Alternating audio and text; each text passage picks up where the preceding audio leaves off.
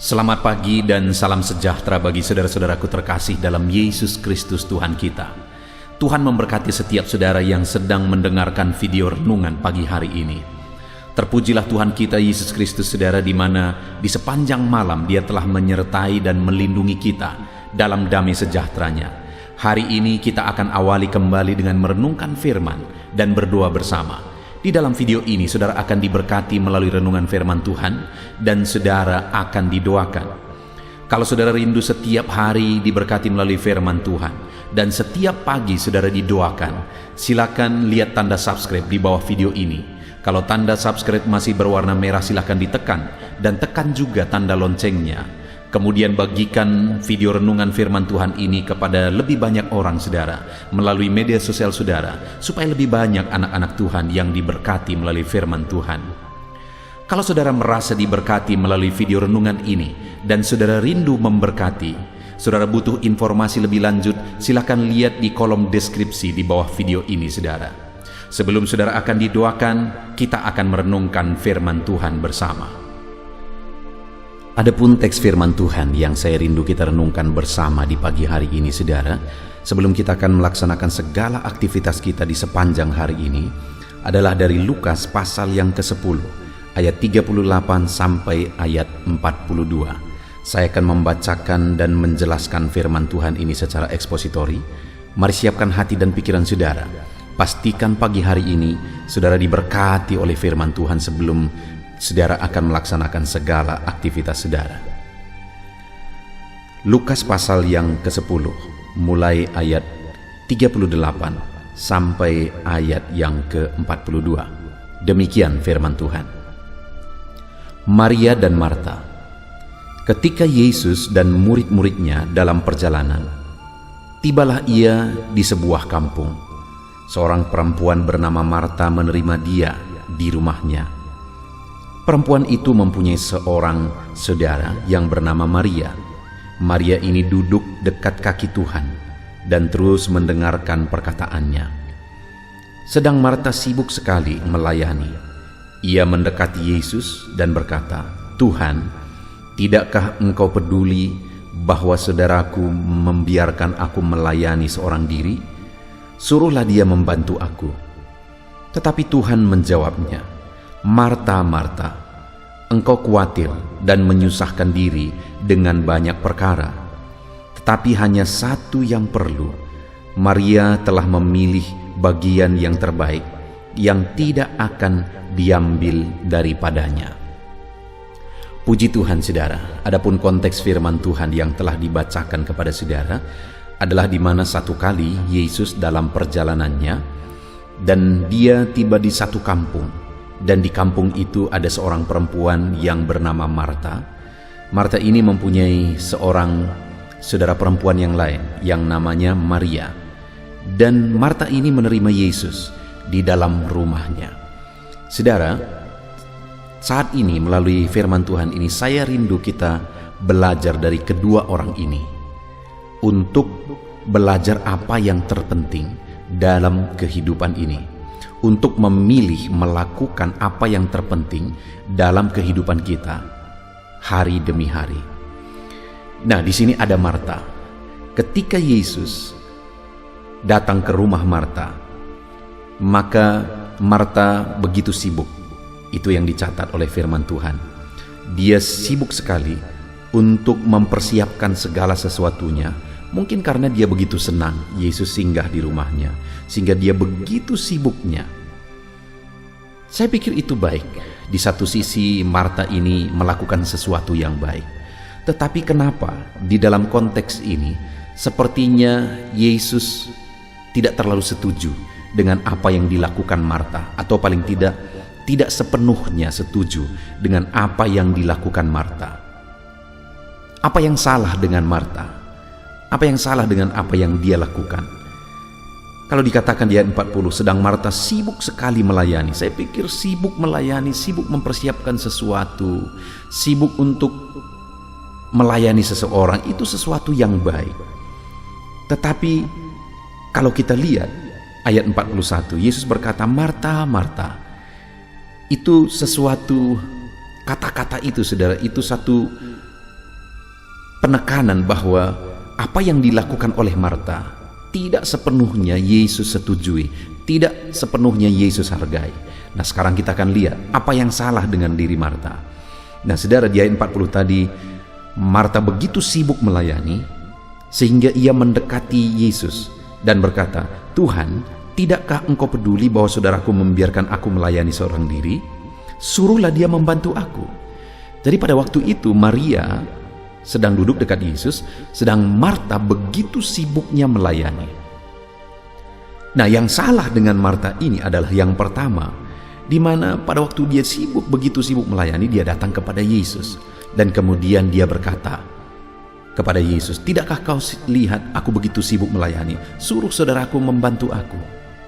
Saudara, lihat peristiwa ini, di mana Yesus adalah tamu di rumah itu, sedangkan Maria adalah saudara dari Marta sendiri. Jadi apa haknya Yesus, otoritasnya Yesus untuk menyuruh Maria? Kalau kita pikirkan, artinya saudara, seharusnya Marta datang langsung ke Maria dan berkata, "Ayo bantu aku begitu sibuk. Apakah kamu tidak lihat aku begitu sibuk?" Jadi yang salah dengan Marta ini sebenarnya adalah kenapa dia berbicara dengan Yesus. Secara psikologi sebenarnya kita bisa melihat kondisi itu, saudara, bahwa dia mau supaya Yesus tahu bahwa dia begitu sibuknya.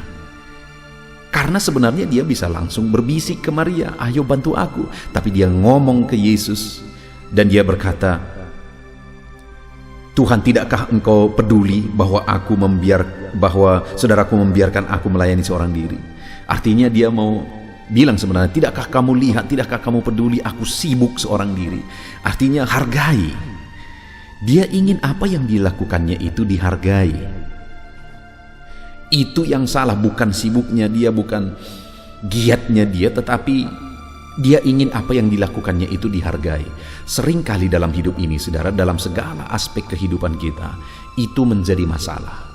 Kita ingin melakukan sesuatu atau kita sibuk melakukan sesuatu bukan dengan ketulusan, tapi ingin dihargai.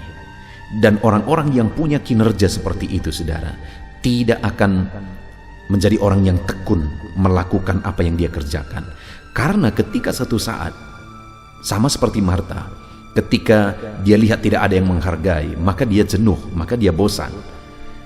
Seharusnya orang yang mau berhasil dalam hidup ini, saudara, bukan supaya orang menghargai, tapi dia memang melakukan itu karena dia tahu itu sesuatu yang berguna, itu sesuatu yang bermakna, itu sesuatu yang akan berdampak, bahkan itu sesuatu yang akan berhasil ke depan, sekalipun saat ini belum ada orang yang memperhatikan dan melihat. Jadi saudara, dari Marta ini yang pertama kita bisa belajar adalah kerjakan sesuatu dengan tulus, bukan supaya dihargai oleh orang lain. Dan yang berikutnya lagi kita akan melihat ayat 41. Tetapi Tuhan menjawabnya, "Marta, Marta, engkau khawatir dan menyusahkan diri dengan banyak perkara, tetapi hanya satu saja yang perlu." Jadi pada waktu Yesus datang, saudara, Yesus tidak menuntut apa-apa sebenarnya. Dan dia juga tidak mengharapkan apa-apa. Bahkan bagi dia lebih baik Marta tidak sibuk. Dia berkata satu saja yang perlu.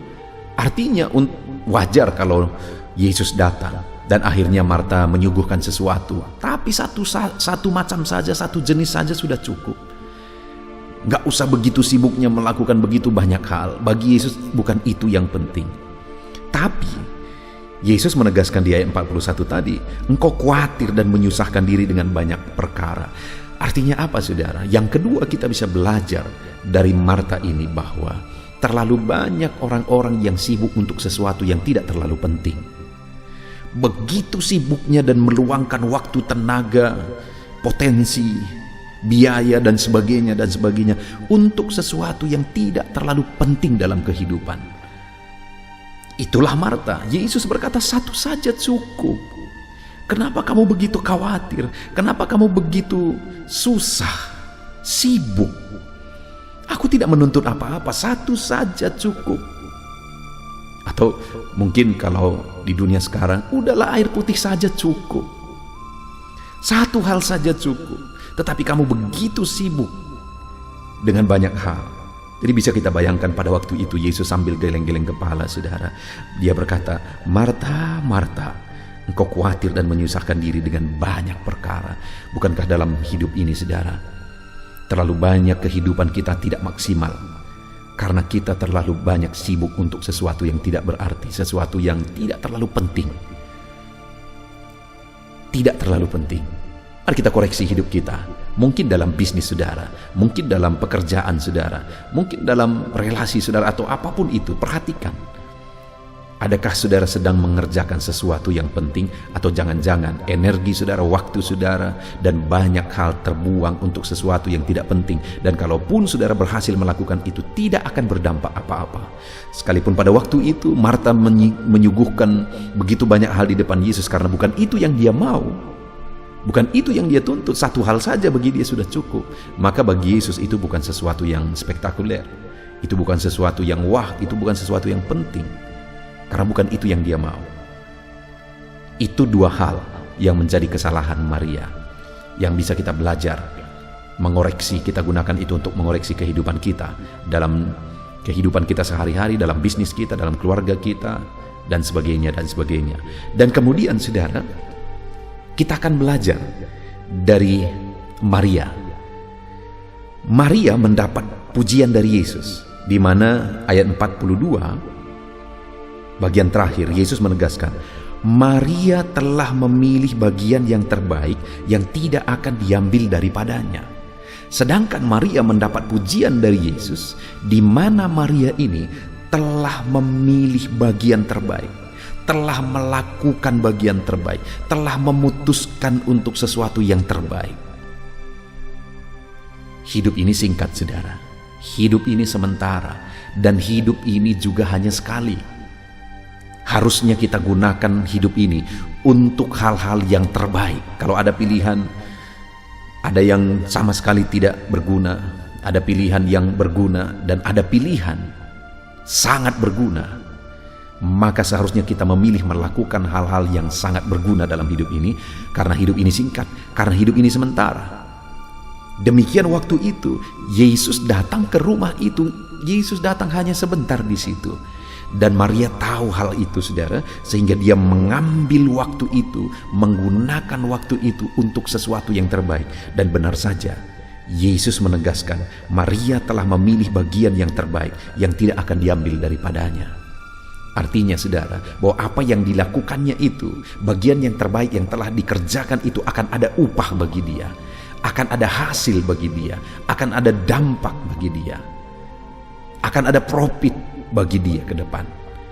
Demikian juga kalau dalam hidup kita, kita memilih bagian yang terbaik, melakukan hal-hal terbaik, memutuskan hal-hal terbaik, mengerjakan hal-hal terbaik, kita akan menerima apa yang terbaik juga, hasil yang terbaik juga. Itulah yang dilakukan oleh Maria yang bisa kita belajar. Nah, sekarang saya rindu kita belajar dan renungkan, ketika Tuhan berkata Maria telah memilih bagian yang terbaik, apa itu, saudara? Di ayat 39 tadi dikatakan, perempuan itu mempunyai seorang saudara yang bernama Maria. Maria ini duduk dekat kaki Tuhan. Maria telah memilih hal terbaik, bagian yang terbaik. Itu ditegaskan oleh Yesus. Dan apa bagian terbaik yang telah dilakukan oleh Maria? Yaitu Maria duduk dekat kaki Yesus. Jadi waktu itu bagian terbaik yang dilakukan oleh Maria adalah duduk dekat kaki Yesus, dekat dengan Yesus di dalam waktu itu, di dalam peristiwa itu. Di mana peristiwa itu Maria tahu itu hanya akan sebentar Yesus datang ke situ, sehingga dia gunakan waktu itu untuk dekat dengan Yesus. Dalam hidup kita, saudara, ada begitu banyak hal yang mungkin penting, tapi hal yang terpenting yang harus kita ambil dalam kehidupan kita, yang harus kita lakukan dalam hidup kita adalah dekat dengan Yesus.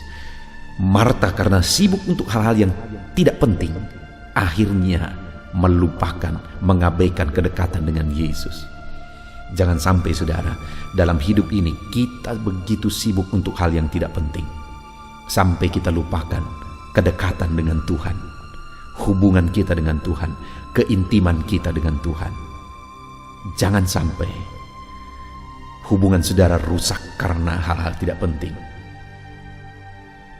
Dan yang kedua, saudara, selain dia duduk dekat dengan Yesus, kalimat itu berkata Maria duduk dekat kaki Tuhan dan terus mendengarkan perkataannya. Hal kedua yang menurut Yesus bagian yang terbaik yang telah dipilih dan telah dilakukan oleh Maria adalah selain dia dekat dengan Tuhan, dia juga mendengarkan perkataan-perkataan Tuhan. Bahkan dikatakan terus mendengarkan perkataannya. Dia rindu perkataan Tuhan, dia haus perkataan Tuhan. Dia terus mendengarkan perkataan-perkataan Tuhan. Dan Yesus berkata Maria telah memilih bagian yang terbaik. Mendengarkan, merindukan, haus akan perkataan Tuhan. Saudara, saya rindu setiap saudara menjadi pribadi-pribadi yang selalu rindu akan firman Tuhan. Kenapa channel ini dibuat, saudara? Channel ini dibuat supaya saudara dibekali oleh firman Tuhan. Channel ini dibuat secara ekspositori, di mana firman Tuhan yang kita bahas itu bukan berdasarkan apa yang saya pikirkan, saudara, tetapi benar-benar berasal dari ayat-ayat firman Tuhan. Kalau saudara lihat semua video-video di dalam channel ini, saudara akan menemukan bahwa firman Tuhan yang dibahas itu bukan sesuatu yang berasal dari pikiran, tetapi benar-benar apa yang ada dalam firman Tuhan. Ketika Yesus berkata Maria telah memilih bagian yang terbaik, jelas di situ dijelaskan bahwa, disebutkan bahwa bagian terbaik itu adalah Maria duduk dekat kaki Tuhan, kedekatan dengan Tuhan. Dan yang kedua, terus mendengarkan perkataan Tuhan. Jadi channel ini dibuat untuk memperlengkapi saudara, untuk terus setiap hari mendengarkan perkataan Tuhan, karena itu bagian yang terbaik yang bisa saudara lakukan dalam hidup saudara. Itu sebabnya, saudara, kerinduan saya, saudara jadikan channel ini menjadi channel renungan harian saudara setiap hari. Dan kalau saudara rindu ada renungan malam juga, maka silakan saudara cari channel audio Alkitab. Maka di sana saudara akan temukan renungan malam yang dibuat dengan model ini, saudara, di mana firman Tuhan dijelaskan dengan metode ini, metode ekspositori. Puji Tuhan, saudara. Terus rindukan firman Tuhan. Jadikan channel ini menjadi channel renungan harian saudara setiap hari. Kalau saudara belum subscribe, silahkan di-subscribe supaya setiap hari saudara mendapatkan notifikasi ketika video baru diposting di channel ini. Biarlah saudara melakukan, memilih hal terbaik di dalam kehidupan saudara. Sama seperti Maria, mari kita memilih yang terbaik. Itu yang dikatakan Yesus. Dan yang terbaik yang bisa kita pilih dalam hidup ini adalah selalu dekat dengan Tuhan dan selalu rindu akan firman Tuhan. Biarlah firman Tuhan memberkati saudara.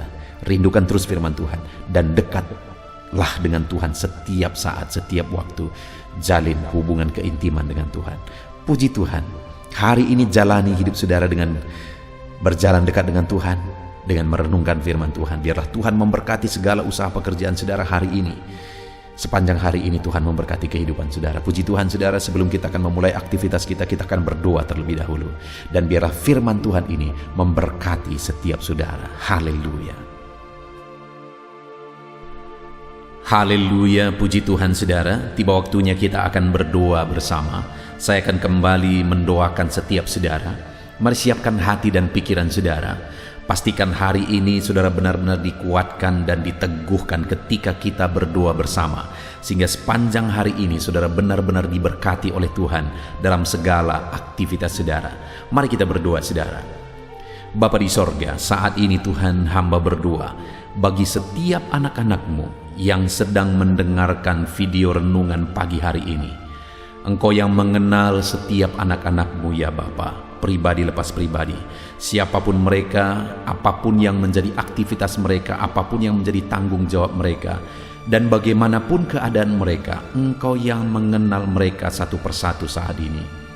Dan hamba berdoa, ya Tuhan, biarlah Engkau menjamah dan menyentuh kehidupan mereka, membaharui kehidupan mereka, biar mereka semakin dekat kepadamu, ya Tuhan.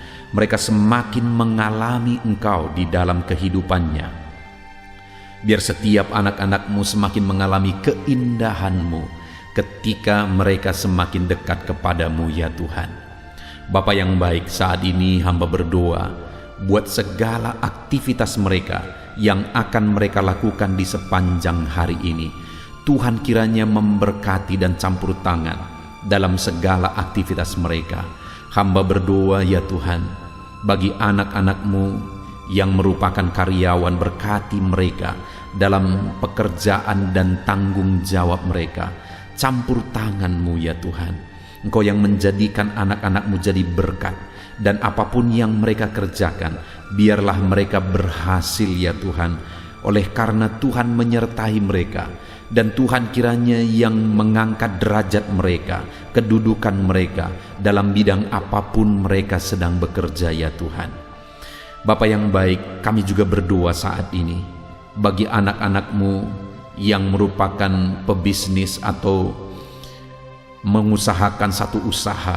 Tuhan yang campur tangan, apapun yang menjadi usaha mereka, Tuhan campur tangan, Tuhan memberkati. Biarlah Engkau memberkati sehingga usaha mereka akan berhasil ya Tuhan. Tidak ada yang mustahil bagi Engkau. Sekalipun keadaan ini sulit, sekalipun situasi ini sulit, tetapi Allah yang kami sembah adalah Allah yang memberikan jalan keluar bagi setiap anak-anak-Mu, sehingga anak-anak-Mu bisa berhasil dalam keadaan sulit sekalipun ya Tuhan. Itu sebabnya berkati setiap usaha dan bisnis pekerjaan anak-anak-Mu ya Tuhan, dalam bidang apapun mereka bergerak. Kalau itu tidak bertentangan dengan firman-Mu, biarlah Engkau memberkati berlimpah ya Tuhan, di dalam nama Yesus. Anak-anak-Mu yang merupakan pegawai negeri sipil juga Tuhan memberkati kehidupan mereka. Campur tangan-Mu dalam hidup mereka untuk mereka mengabdi bagi bangsa ini. Dan Tuhan juga mencukupkan dan memberkati kehidupan mereka ya Bapa, di dalam nama Tuhan Yesus Kristus. Bahkan kami berdoa, Tuhan berkati saudara-saudara kami yang adalah petani. Bapa yang baik, dimanapun mereka berada, apapun yang mereka sedang usahakan dalam pertanian mereka, apapun yang mereka sedang tanam dalam pertanian mereka, Tuhan kiranya memberkati dan menjadikannya berhasil. Biarlah dalam situasi seperti ini pun Tuhan tetap membela mereka. Berkati para petani ya Tuhan, di dalam nama Tuhan Yesus Kristus. Tuhan yang campur tangan, Tuhan yang bekerja, berkarya dalam kehidupan anak-anak-Mu yang adalah para petani, dalam nama Tuhan Yesus Kristus. Kami juga berdoa bagi para pedagang, berkati kehidupan mereka, berkati dagangan mereka. Tuhan juga yang campur tangan dalam semua kondisi yang harus mereka hadapi. Tuhan tetap membela anak-anak-Mu. Bahkan apapun yang menjadi profesi anak-anak-Mu ya Tuhan, jika itu tidak bertentangan dengan firman-Mu, biarlah Engkau yang membela, Engkau yang memberkati setiap anak-anak-Mu ya Bapa. Dalam nama Tuhan Yesus, berkati segala pekerjaan anak-anak-Mu, tanggung jawab mereka. Hamba berdoa biar anak-anak-Mu melakukan yang terbaik dan menjadikan mereka berhasil dalam kehidupan mereka. Saat ini hamba berdoa ya Tuhan, mungkin ada anak-anak-Mu yang sedang ada dalam beban berat. Mungkin ada anak-anak-Mu yang sedang sakit. Hamba berdoa di pagi hari ini, Tuhan ulurkan tangan-Mu bagi setiap tubuh yang sakit, sembuhkan, supaya anak-anak-Mu bisa beraktivitas, bisa bekerja. Tuhan campur tangan, sembuhkan setiap anak-anak-Mu yang sakit dalam nama Tuhan Yesus. Kami berdoa dan hamba berdoa, cabut segala penyakit mereka di dalam nama Tuhan Yesus Kristus. Jika ada anak-anak-Mu yang mengalami masalah, persoalan baik di tengah-tengah pekerjaannya, Tuhan juga yang campur tangan. Tuhan yang membela setiap anak-anak-Mu ya Tuhan, dalam nama Yesus. Engkau yang menyelesaikan segala masalah dan persoalan kehidupan mereka. Tuhan bekerja, Tuhan yang berkarya, dalam nama Tuhan Yesus Kristus. Saat ini Bapa, hamba berdoa, jadikan semua anak-anak-Mu berhasil. Di dalam firman-Mu tercatat bahwa setiap hamba-hamba-Mu yang Engkau sertai, mereka menjadi orang-orang yang berhasil. Dan saat ini pun hamba berdoa ya Tuhan, biarlah setiap anak-anak-Mu ini Engkau yang menyertai mereka dalam segala situasi kondisi mereka. Mereka mau melakukan yang terbaik, dan penyertaan Tuhan menjadikan mereka berhasil ya Tuhan. Dalam nama Tuhan Yesus Kristus, berkati kehidupan anak-anak-Mu. Saat ini hamba berdoa bagi keluarga-keluarga anak-anak-Mu. Bapa yang baik, keluarga adalah penopang dalam kehidupan kami. Ketika keluarga-keluarga kami adalah keluarga yang harmonis, keluarga yang damai, keluarga yang tentram, maka anak-anak-Mu juga bisa maksimal dalam segala aktivitas dan pekerjaan mereka. Itu sebabnya saat ini hamba berdoa, ya Tuhan, jadikan keluarga-keluarga anak-anak-Mu menjadi keluarga yang diberkati oleh Tuhan, menjadi keluarga yang harmonis, ya Tuhan. Biarlah keluarga-keluarga itu menjadi keluarga yang bersuasana sorga bagi setiap anak-anak-Mu. Berkati ya Tuhan, berkati ya Bapa, berkati suami, istri dan anak-anak, berkati orang tua. Tuhan campur tangan di tengah keluarga anak-anak-Mu. Terima kasih Bapa di sorga. Hamba berdoa biarlah Tuhan yang memberkati seluruh aspek kehidupan anak-anak-Mu ini, ya Tuhan. Bapa yang baik, sepanjang hari ini mereka akan melakukan segala aktivitas mereka. Tuhan memberkati, Tuhan campur tangan dalam segala aktivitas mereka, dan penyertaan Tuhan yang menjadikan mereka berhasil. Di dalam nama Yesus, jalani hari ini dengan penuh damai sejahtera Tuhan, dengan mengandalkan Tuhan, dengan berserah kepada Tuhan, dan kiranya berkat Tuhan mengalir dalam hidup saudara, dan Tuhan menjadikan saudara berhasil. Terima kasih Bapa di sorga, ini doa kami ya Tuhan. Tuhan campur tangan di dalam kehidupan anak-anak-Mu. Hamba berdoa dalam nama Tuhan Yesus Kristus. Haleluya, haleluya, haleluya. Amin. Haleluya, puji Tuhan saudara. Saya percaya saudara sudah diberkati melalui firman Tuhan yang telah kita renungkan bersama. Dan saudara juga sudah dikuatkan setelah saudara didoakan. Lakukan segala aktivitas saudara di sepanjang hari ini dengan cara yang terbaik, dan tetap semangat dengan semangat yang baru daripada Tuhan saudara. Tuhan memberkati saudara dan menjadikan segala usaha dan aktivitas saudara berhasil hari ini. Jangan lupa berlangganan dengan channel ini dengan cara mensubscribe dan tekan tanda loncengnya. Kalau saudara merasa diberkati melalui renungan ini saudara, dan saudara rindu memberkati, saudara butuh informasi lebih lanjut, silakan lihat di kolom deskripsi di bawah video ini saudara. Puji Tuhan saudara, Tuhan memberkati setiap saudara. Haleluya.